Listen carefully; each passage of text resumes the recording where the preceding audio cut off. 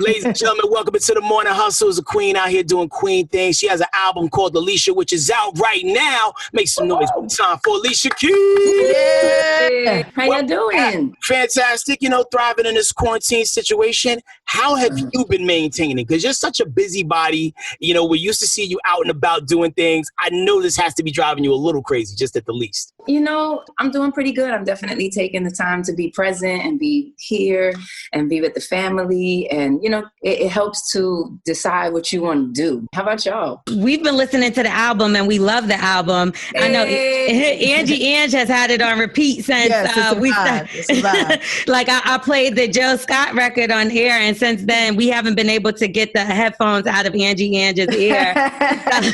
We respect the fact that you are working with a lot of new artists on here as well, or artists that are not as known as obviously you. So what made you pick certain people like Sampha, who I love, and Tierra Whack? You know what? Because I love them for real. Like it's a thing that I just really connect with them. Sampha, I've loved for quite a long time. He's such a special artist. He's so unique. Whatever he does kind of has its own special vibe to it. And that kind of just worked out naturally. We were both in London and I reached out and was like, we should write. And it just so happened it was good for him and it worked out. So a lot of this stuff is just happening by energy, like Snow. I didn't even know Snow before we wrote together.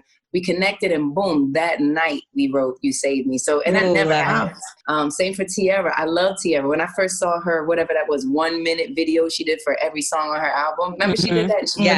I was like, this woman is brilliant. Like she's straight up brilliant. So we connected and been kindred ever since. So, the energy was right. So I just wanted to do that. I always wonder about your physical creative process because I've seen pictures of you all, your house and how you all live. Beautiful. And I know it's way different from Hell's Kitchen. So I was curious if they go hand in hand in terms of where you live, and how you create.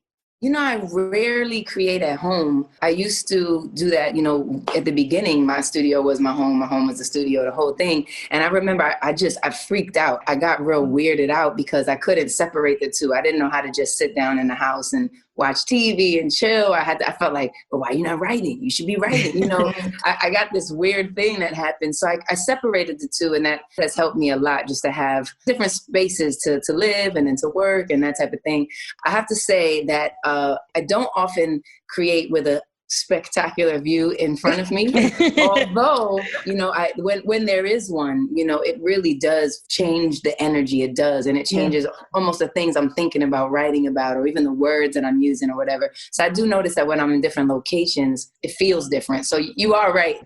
Ever given away a song that maybe you regretted? Because I know one of my all-time favorite songs that you actually co-produced on is Impossible by Christina Aguilera. Have you ever listened to something that you participated in and was like, damn, that should have been mine? Crazy story. When Christina reached out or somehow something happened and it was like, would you write a song for Christina? And I was like, yeah, that's so crazy. Her voice is dope. I'd love to write something for her. And I had just written If I Ain't Got You. And I said, I'm going to give Christina If I Ain't Got You. Like, she'll kill it. Oh, no.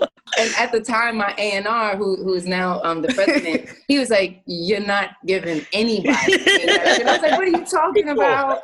No big deal. I'll write 100 Ain't Got Yous. It's nothing. I should just give it to Wow. So he was like, nah. You're not going to do that, but that was sweet. And so I was like, all right, whatever. I'll write another song. So I wrote Impossible for her. I love that. Instead of Ain't Got You. And so, funny story, I mean, she would have had Ain't Got You. If you follow your social media and even Swisskeys as well, like, your life seems super duper lit. And y'all know a little bit of everybody. What celebrity holds the record for coming to the crib the most to hang out with y'all?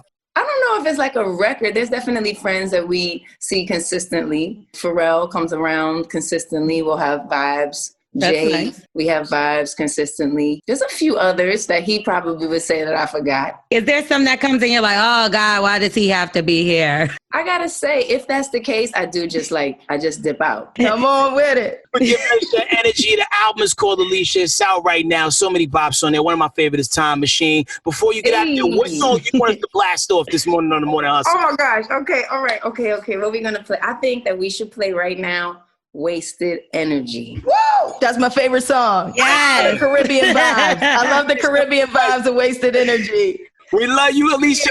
Continue success, man. And thank you so much for all you give to not only just the culture of music, but the culture of people and humanity, man. You bring us out of some dark spaces and places. Body album is out right now. Alicia Keys. Hey.